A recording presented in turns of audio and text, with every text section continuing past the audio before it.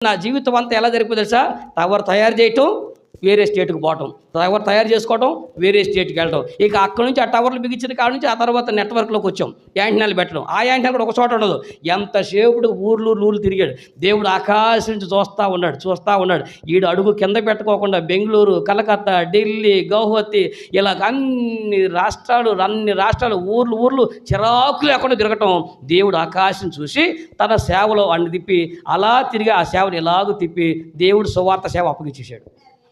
ఇప్పుడు అక్కడట్ట తిరిగాడు. ఇప్పుడు అదే పరిస్థితి ఇప్పుడు అయిపోయింది.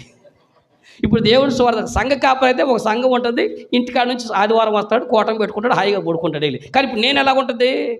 నేను ఒకరోజు కోటం పెట్టుకుని వెళ్ళి కూర్చోవడం లేదుగా, కాదుగా. ఇప్పుడు లోకంలో ఎలాగో తిరిగానో ఇప్పుడు అలాగే దేవుని సేవలో నాకు తిరిగే టాలెంట్ ఉంది కాబట్టి అదే తిరగరా, నువ్వు అట్టాగే నీ టాలెంట్ నీకే ఉంచుతాను అని ఆ తిరుగుడు ఎత్తుకొచ్చి లోకం నుంచి సేవలు పెట్టి సువార్తలు తిప్పుతున్నాడు. దేవుడి స్తోత్రం కలుగునుగా.